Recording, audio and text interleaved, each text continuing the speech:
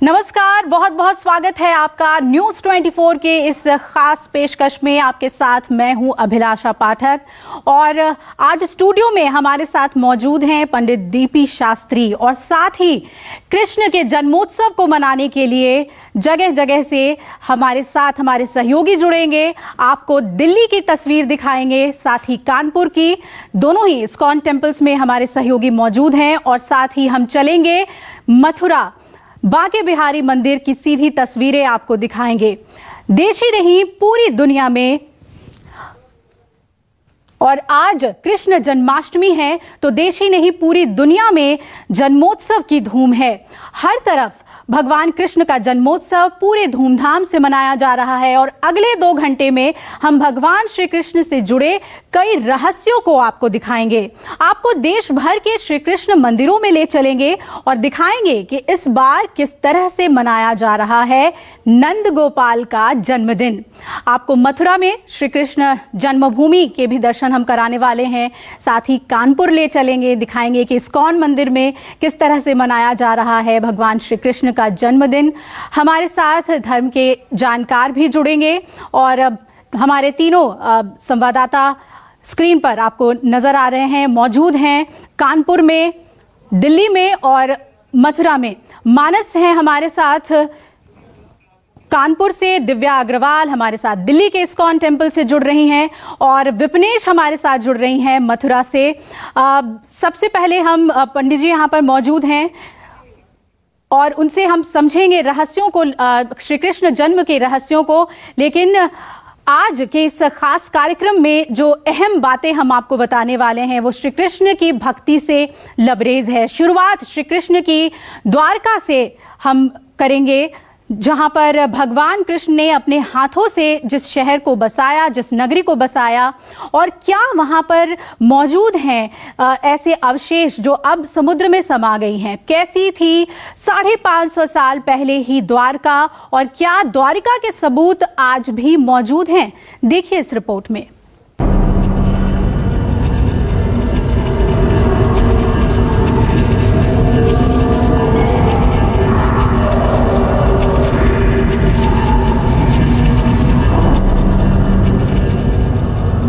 कृष्ण की द्वारका को देखने के लिए आपको न्यूज 24 के रिपोर्टर भूपेंद्र सिंह की तरह समंदर में छलांग लगानी पड़ेगी। ऐसा करने के लिए आपको बकायदा स्कूबा डाइविंग की ट्रेनिंग लेनी पड़ेगी और फिर जब आप समंदर में छलांग लगाकर 70 फीट नीचे पहुंचेंगे तो एक हैरान करने वाली दुनिया आपकी आंखों के सामने होगी।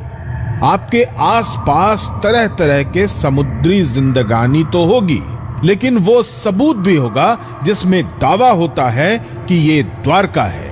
ये चबूतरे, ये स्तंभ, इमारतों जैसा आकार इस दावे का सबूत देते हैं कि समंदर के अंदर भगवान कृष्ण की बसाई द्वारका है। लेकिन इस द्वारका तक पहुंचना आसान नहीं है, क्योंकि सैकड़ों फीट पानी में उतरना जान जोखिम में डालना है। लेकिन द्वारका के रहस्य की पड़ताल में न्यूज 24 इस जोखिम को उठाएगा।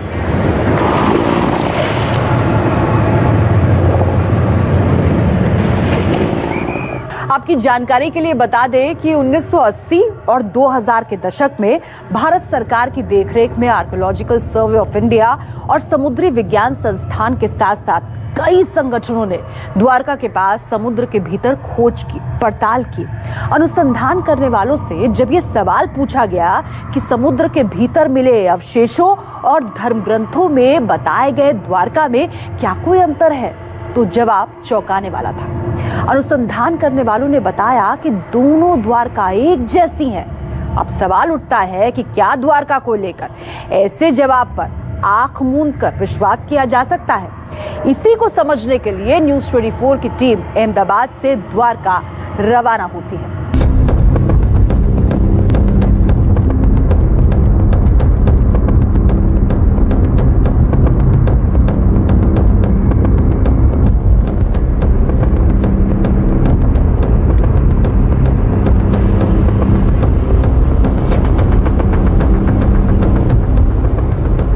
अहमदाबाद से द्वारका की दूरी करीब 450 किलोमीटर है।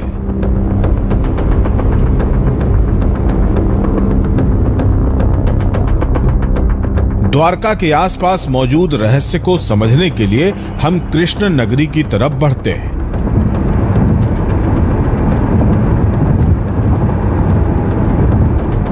जैसे जैसे द्वारका नगरी नजदीक आ रही है, रहस्यों को समझने का हमारा रोमांच भी बढ़ता जा रहा है। दूर से ही द्वारकाधीश मंदिर नजर आता है। मंदिर के शीर्ष पर लहराने वाला ध्वजा भी हमें नजर आता है।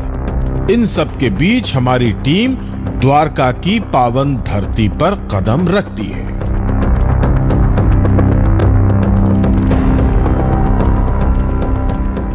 गुजरात के सौराष्ट्र में बसी द्वारका अपने अंदर कई रहस्य समेटे हुए है। यहाँ आने वाले भक्त द्वारकाधीश के दर्शन पाकर परम संतोष की अनुभूति तो करते हैं, लेकिन साथ साथ उनके मन में कई सवाल भी पैदा होते हैं। सवाल होते हैं द्वारका नगरी को लेकर, समंदर में बसी द्वारका नगरी को लेकर।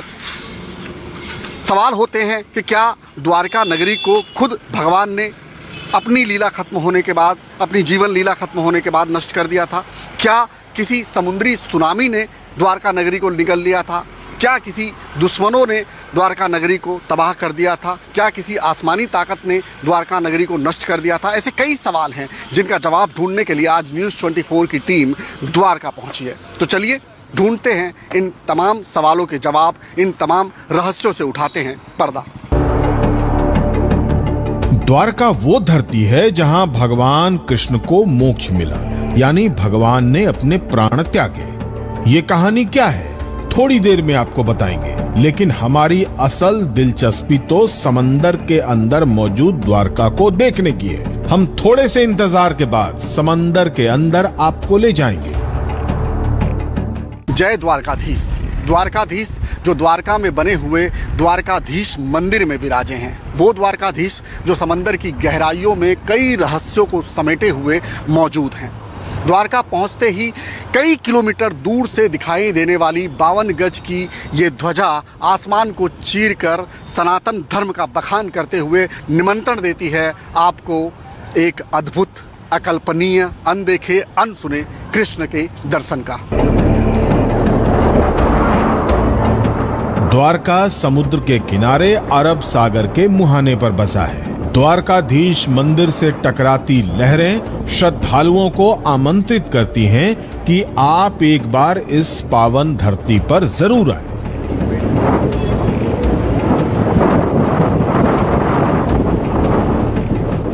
भक्ति का जो द्वार होता है, जो जैसे मनुष्य का जो शरीर होता है पूरा, उसमें योग, पतंजलि योग में 7 चक्र के बारे में बताया। तो ये आप देख सक रहे हैं कि यहाँ पे भी पूरे 7 मंजिला हैं, 7 चक्र का प्रतीक है, ये पूरा दिख रहा है। जैसे मंदिर, जैसे मन के जो मंदिर होता है, मन के अंदर जो बोलते हैं उनको मंदिर बोलते हैं। तो ये एक प्रतीक भी बोला है कि द्वार कहाँ है, जो ब्रह्म का जो द्वार है वो द्वार कहाँ। तो ये द्वार का वो भी बोलते हैं, जो विशेषज्ञ जिन्होंने अभ्यास किया हुआ है तो वो भी यही बोलते हैं कि ब्रह्म का जो द्वार है जो, तो ये द्वारका भी, ये दोनों उनका सब लोग बोलते हैं।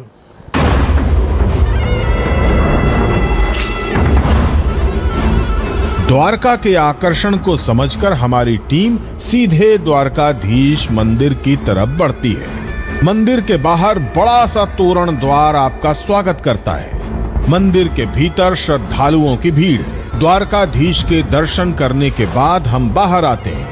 हमें ये पता चलता है कि इस मंदिर के ऊपर मौजूद ध्वजा को चढ़ाने के लिए श्रद्धालु 4-5 साल तक इंतजार करते हैं।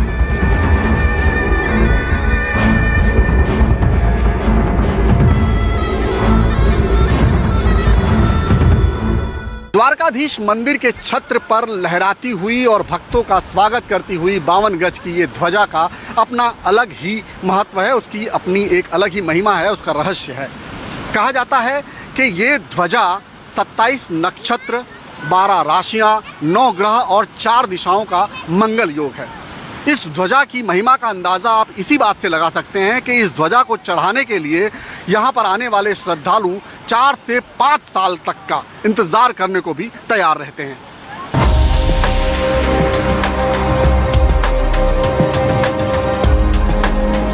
ध्वजा के महत्व के बाद अब हमें ये समझना था कि आखिर 1980 और 2000 के दशक में समंदर के अंदर द्वारका की खोज में क्या क्या मिला, इसके लिए हम समुद्र के किनारे टहलने लगे।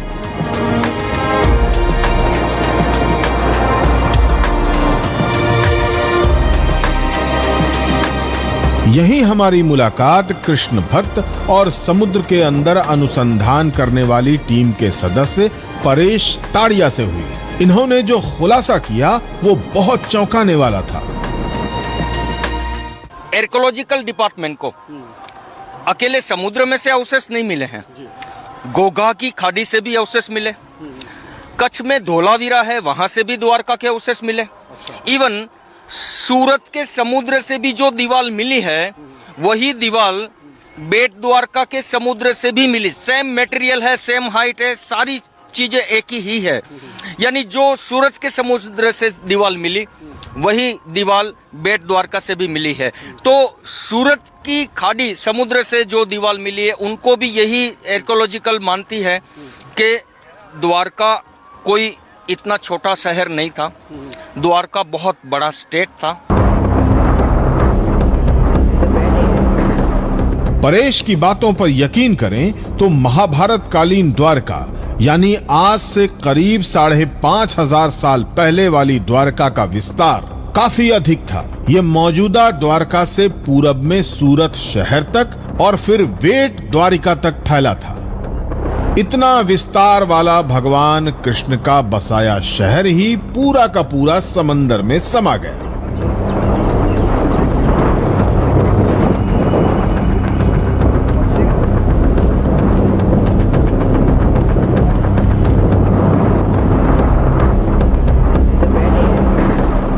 महाभारत कालीन द्वारका के भूगोल को समझने के बाद इस धार्मिक नगरी का एक और महत्व है।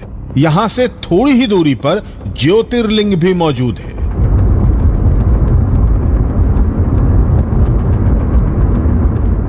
बारह ज्योतिर्लिंगों में एक नागेश्वर ज्योतिर्लिंग द्वारका के पास है। द्वारका के रहस्य को समझने की कोशिश में हम नागेश्वर महादेव ज्योतिर्लिंग तक पहुंचते हैं।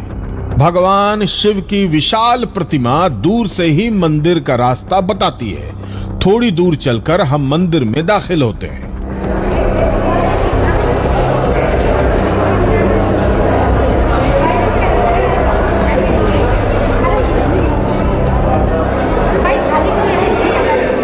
भगवान कृष्ण गोकुल मथुरा से आए महाभारत के समय में, तब पहले यहाँ अभिषेक पूजा किया और भगवान शिव की प्रेरणा से दारुका वन से द्वारका नगर का निर्माण किया।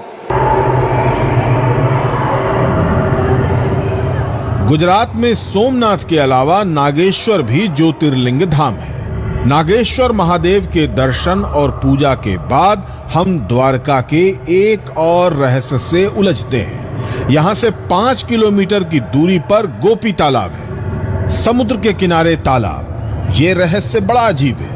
ये बात भी चौंकाती है कि तालाब के आसपास की जमीन पीली मिट्टी से बनी है। इस मिट्टी को गोपी चंदन कहते हैं। ऐसा क्यों, ये हम जानने की कोशिश करते हैं। उनके जो गोपियाँ थी उस 15 की गोपियों को भगवान ने मिट्टी स्वरूप बनाया। मिट्टी स्वरूप बना करके अर्जुन को कहा गया इसको बेट द्वारका से वापस मथुरा वृंदावन लेके आपको जाना है। तो इस जगह को भगवान ने पानी से भर दिया। फिर सारी गोपियाँ इधर से निकली, अर्जुन लेकर निकला, तब सारी गोपियाँ स्नान करने पड़ी। उसी समय भगवान ने दो हाथ घिस करके बिलोगों को जातियों को उत्पन्न किया। उस बिलोगों को भगवान ने आज्ञा किया कि गोपिया का वस्त्र निकाल लीजिए और अर्जुन का धनुष्मान तोड़ दीजिए। अर्जुन का धनुष्मान टूट गया। तब कहा गया कि समय समय बलवान है, नहीं पुरुष बलवान, काबे अर्जुन लुटिया वही धनुष से बान। सारी गोपियाँ कृष्ण कृष्ण करके तालाब में समा गई। इस जगह को गोपियों की मोक्ष भूमि कहा जाता है। 15 की गोपियों को मिट्टी बना करके छोड़ दिया, इसलिए गोपी तलाई मिट्टी को गोपी चंदन कहा जाता है। कहते हैं भगवान कृष्ण की कृपा से यहीं पर गोपियों का उद्धार हुआ, इसलिए ये जगह गोपी तालाब कहलाती है। गोपी तालाब के पास मैं खड़ा हूँ ये अंदर गोपीनाथ और राधिका जी का मंदिर है यहाँ पर, और यहाँ सबसे खास जो बात है वो मैं आपको दिखाने की कोशिश करूँगा। ये चंदन है, इसे गोपी चंदन कहा जाता है। कहा यह जाता है कि ये गोपियाँ जो थीं उनके शरीर से निकला हुआ ये चंदन है, उन्हीं के शरीर की ये मिट्टी है जो अब चंदन बन गई है। ये गोपियाँ हैं जो 16,108 समा गई, उसके शरीर की मिट्टी है ये। अच्छा, तो कैसे वो क्यों समा गई यहाँ पे? द्वारका जी में 5,500 साल पहले मिलने के लिए गोपियाँ आई थी सबकी सब। तो श्री कृष्ण भगवान ने बोला पहले आप गोपी तालाब है उधर स्नान करके आओ, फिर आप हमारे जो महल है बेट द्वारका में उधर मुझको मिलने के लिए आना। तो भगवान ने सोचा कि जो ये गोपियाँ हैं वो मेरे पीछे पीछे घूम रही है, तो सबको मैं मोक्ष दे देता हूँ। तो सब लोग गोपियाँ इधर समा गई 16,108। गोपी तालाब और भगवान कृष्ण के कनेक्शन को समझने के बाद अब हम द्वारका के एक और तीर्थ का रुख करते हैं। द्वारका का भूगोल है कि वो समुद्र के किनारे बसा है। होना तो ये चाहिए कि वहां जितने भी कुएं या तालाब हो उनका पानी खारा हो, लेकिन आपको बताएं द्वारका कमाल की नगरी है। यहाँ के हर रहस्य पर धर्म का असर साफ नजर आता है। वहां 5 कुंड हैं जो देश के अलग अलग पौराणिक नदियों के नाम पर हैं। कहते हैं कि ये कुंड 5 अलग अलग ऋषियों की तपस्या का ही परिणाम है। आखिर द्वारका का ये रहस्य क्या है, पहले इसे देखिए, फिर आपको समंदर के भीतर असल द्वारका नगरी के दर्शन भी कराएंगे। द्वारका के पास है पंचनद तीर्थ, समुद्र के किनारे है ये जगह। यहाँ पर 5 कुंड हैं जिनके बारे में मान्यता है कि इन्हें 5 ऋषियों ने अपनी तपस्या शक्ति से बनाया है।